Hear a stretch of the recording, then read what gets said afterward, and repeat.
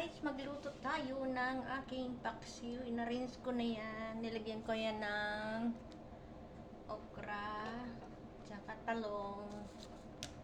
Yan ang ating aris-aris natin. Yan, mga kabisdak niyan. Ating sahog ngayon ay talong for paksiw. Hindi ko na pinrito yan. Arrange ko na siya. Maraming garlic, onion, and then luya. Siyempre, kailangan natin ng mais, asin. Kailangan natin ng asin muna. Ayan. At saka,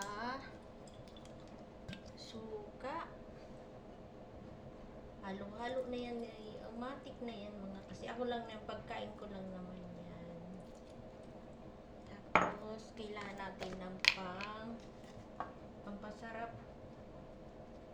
Parami yung ating chicken powder. Oh, yan mga chicken powder.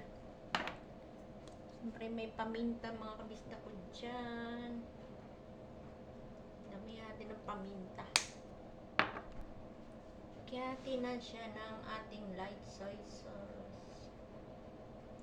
Para hindi maputla ating paksiw sa parang adobo na yan to. Adobong ano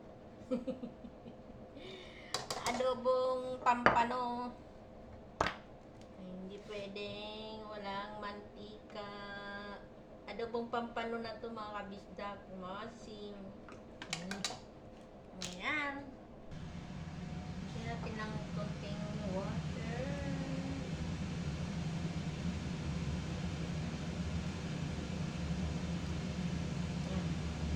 Ayan. Natin at sindihan natin ang apoy mga kabisdak. Tignan na natin ang ating paksiw. Ayan. Imbukal na. Pakalawin natin ng 10-15 minutes and then luto na. Pwede na maghapunan. Si Regina Sandoval. Yan o. Kahubas-hubasan na lang natin yan mga kabisdak ko dyan. Lagyan 10-15 minutes. Luto natin paksiw na adobo. Diba yan?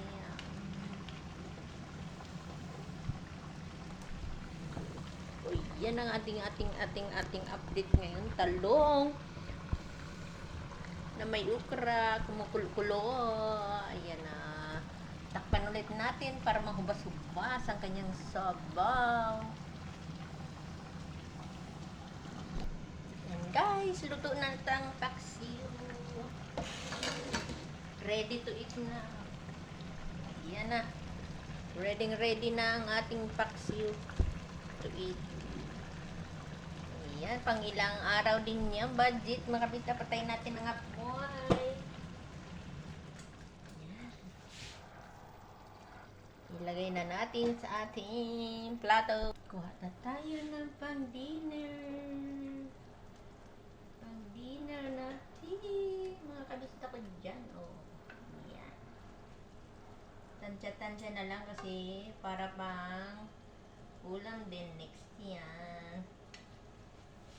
Ayan na mga kabistak. Oh, yung ating luto ng pampano na adobo. Paksiw na adobo. Ayan ang ating dinner for tonight. Thank you for watching po. Ayan ating dinner.